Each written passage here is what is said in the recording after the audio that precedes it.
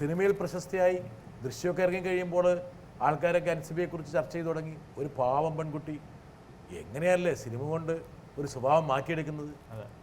ഒരു പാവം പെൺകുട്ടിയായിട്ട് അൻസിബ ആൾക്കാരുടെ മനസ്സിൽ നിറയുന്നു. ഒരു കലാകാരി അതിൻ്റെ പൂർണ്ണതയിലേക്ക് ചുവടെടുത്ത് വെക്കുന്നു. നന്നായി പാടുകയൊക്കെ ചെയ്യും അല്ലേ? ഏത് പാട്ട് പാടണം? ഏതും പാട്ട് പാടിക്കുക.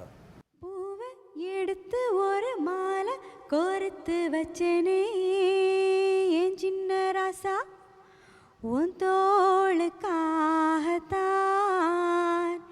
இந்த மாலை ஏங்குது கல்யாணம் கச்சேரி எப்போது பூவை எடுத்து ஒரு மாலை கோர்த்து வச்சனே என் சின்ன ராசா. അൻസിബ മലബാറിൽ നിന്നുള്ള ഒരു മുസ്ലിം കുടുംബത്തിൽ നിന്ന് വരുന്ന ഒരു കുട്ടിയാണെന്നാണ് ഞാൻ മനസ്സിലാക്കിയിട്ടുള്ളത്. സാധാരണ ഓർത്തഡോക്സ് മുസ്ലിം ഫാമിലിയിൽ നിന്ന് പെൺകുട്ടികളെ സിനിമയിൽ അഭിനയിക്കാൻ പോകുന്നതിനോട് പലപ്പോഴും അവർക്ക് താല്പര്യം കണ്ടിട്ടില്ല എന്നാണ് ഞാൻ മനസ്സിലാക്കുന്നത്. അൻസിബ സിനിമയിലേക്ക് വന്നതുകൊണ്ട് കുടുംബത്തിൽ നിന്നോ സമൂഹത്തിൽ നിന്നോ എന്തെങ്കിലും രീതിയിലുള്ള ബുദ്ധിമുട്ടുകളോ അല്ലെങ്കിൽ വ്യത്യസ്ത രീതിയിലുള്ള അഭിപ്രായങ്ങളോ എന്തെങ്കിലും നേരിടേണ്ടി വന്നിട്ടുണ്ടോ? അതായത് നമ്മുടെ പ്രേക്ഷക വിഭാഗങ്ങളിൽ നിലനിൽക്കുന്ന ഒരു പ്രധാനപ്പെട്ട ചോദ്യങ്ങളിലൊന്നാണ്.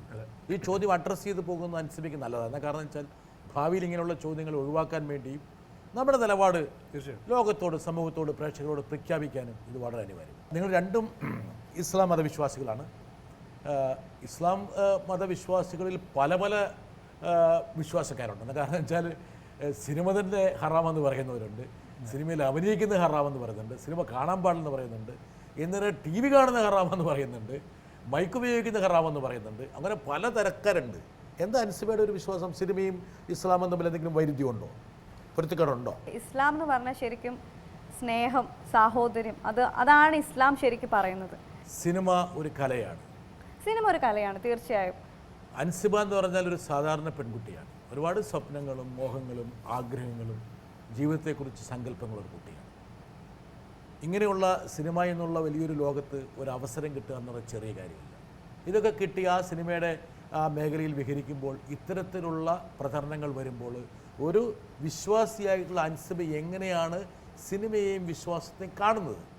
സിനിമ തീർച്ചയായും ഞാൻ ഒരുപാട് ആഗ്രഹിച്ച് വന്നതാണ്. ഞാൻ ഒരുപാട് ഇഷ്ടപ്പെടുന്നൊരു എൻ്റെ പ്രൊഫഷനാണ് സിനിമ. നമ്മളെന്തും ഇഷ്ടത്തോടെ ചെയ്താൽ, പ്രൊഫഷൻ ആണെങ്കിൽ നമ്മൾ ഇഷ്ടത്തോടെ ചെയ്യുന്ന കാര്യം നമ്മുടെ പ്രൊഫഷൻ ആവുകയാണെങ്കിൽ അതാണ് ഒരു വ്യക്തിയുടെ ഏറ്റവും വലിയ ഭാഗ്യം എന്ന് ഞാൻ വിശ്വസിക്കുകയാണ്. കാരണം ഇഷ്ടമില്ലാത്ത ജോലികൾ ചെയ്യുന്ന ഒരുപാട് പേരുണ്ട് ഈ ലോകത്ത്. വിശ്വാസവുമായിട്ട് ഇതിനെ കൂട്ടിയിണക്കേണ്ട കാര്യമില്ല. ഒരിക്കലും വിശ്വാസത്തിന് ഇതുമായിട്ട് കൂട്ടിയിണക്കുന്നില്ല. പിന്നെ വേറൊരു കാര്യമുണ്ട്, നമ്മൾ എന്ത് തൊഴിലാണോ ചെയ്യുന്നത് അതിന് അതിൻ്റേതായിട്ടുള്ള മാന്യതയും ഉണ്ട്, അതിൻ്റേതായിട്ടുള്ള റെസ്പെക്റ്റ് നമ്മൾ കൊടുക്കണം. ഞാനിപ്പോൾ ഒരു റോഡ് ക്ലീൻ ചെയ്യുന്ന ഒരു കുട്ടിയാണെങ്കിൽ, അങ്ങനെ ഒരാളാണെങ്കിൽ അതിനെ അഭിമാനിക്കുന്നു. അൻസിബ ഇത് പറയാൻ കാരണം എന്താ വെച്ചാൽ നമ്മുടെ പല സോഷ്യൽ മീഡിയ കമൻറ്റുകൾ ഒരുപക്ഷെ റോഷൻ നോക്കുന്നുണ്ടാവും. നമ്മൾ ഒരിക്കലും ചിന്തിക്കാത്ത രീതിയിലുള്ള സങ്കുചിതമായിട്ടുള്ള പ്രതികരണങ്ങൾ, ഇത്രത്തോളം സങ്കുചിതത്വം.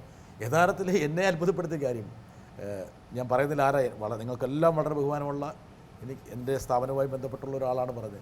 അതായത് ഇവരൊക്കെ ഈ അഭിപ്രായം പ്രകടിപ്പിക്കുന്നത് സോഷ്യൽ മീഡിയയല്ല. സോഷ്യൽ മീഡിയ എന്ന് പറയുന്നത് സിനിമ പോലെ തന്നെയുള്ളൊരു നവമാധ്യമമാണ്. അപ്പോൾ ഇത് നിഷിദ്ധമാണെങ്കിൽ ഇത് നിഷിദ്ധമാണ്, തീർച്ചയായിട്ടുമാണ്. പിന്നെ അത് മാത്രമല്ല, എനിക്ക് തോന്നിയൊരു കാര്യം, എൻ്റെ പേജ് ലൈക്ക് ചെയ്യുന്നത് കൊണ്ടാണ് എൻ്റെ പോസ്റ്റ് കാണുന്നത് അല്ലേ? കാരണം എൻ്റെ സൈറ്റിൽ വന്നിട്ടാണല്ലോ കമന്റ്സ് ഇടുന്നത്. അപ്പോൾ ഞാൻ ആലോചിക്കുന്ന കാര്യം, അപ്പോൾ എന്തിനു ലൈക്ക് ചെയ്തു? എൻ്റെ പേജ് ലൈക്ക് ചെയ്യണ്ട. വസ്ത്രധാരണത്തിൽ വന്നിട്ടുള്ള ഒരു മാറ്റം ഇപ്പോൾ പലപ്പോഴും പല മേഖലകളിലും ഇപ്പോൾ പർദ്ദ അങ്ങനെയുള്ള ഇതൊക്കെ, അൻസിബയ്ക്ക് അതിനോടൊക്കെ ഉള്ള നിലപാടെന്താണ്? ഞാൻ ഇപ്പോഴും പർദ്ദ യൂസ് ചെയ്യുന്ന ആളാണ്. പിന്നെ ഒക്കേഷനിലാണ് യൂസ് ചെയ്യുന്നത്. ഞാനിപ്പോൾ ഏറ്റവും കൂടുതൽ യൂസ് ചെയ്യാൻ പെരുന്നാൾ നമസ്കാരത്തിന് പോവാറുണ്ട്. അപ്പോൾ ആ സമയത്ത് പർദ്ദ യൂസ് ചെയ്യാറുണ്ട്. പിന്നെ ഞാൻ +2 വരെ ഞാൻ സ്ഥിരമായിട്ട് പർദ്ദ യൂസ് ചെയ്തിട്ടുണ്ടായിരുന്നു, സ്കൂളിലേക്കും സ്പെഷ്യൽ ക്ലാസ്സിനും ഒക്കെ വേണ്ടിയിട്ട്. ഇപ്പോഴും ഞാൻ ദുബായിൽ പോകുമ്പോൾ പർദ്ദ യൂസ് ചെയ്യാറുണ്ട്. ഞങ്ങൾ ഇപ്രാവശ്യം ഞങ്ങൾ ന്യൂ ഇയർ സെലിബ്രേഷന് ദുബായിൽ ഫാമിലി എല്ലാവരും പോയിട്ടുണ്ടായിരുന്നു. അപ്പോൾ ഷെയ്ഖ് സായിദ് മോസ്കിൽ പോയിട്ടുണ്ടായിരുന്നു. അപ്പോൾ നമുക്ക് അവിടെ പോകുമ്പോൾ തീർച്ചയായിട്ടും നമ്മൾ പർദ്ദ അണിഞ്ഞിട്ടാണ് പോകേണ്ടത്. അപ്പോൾ അവിടെ ഞാൻ അങ്ങനെയായിരുന്നു പോയത്.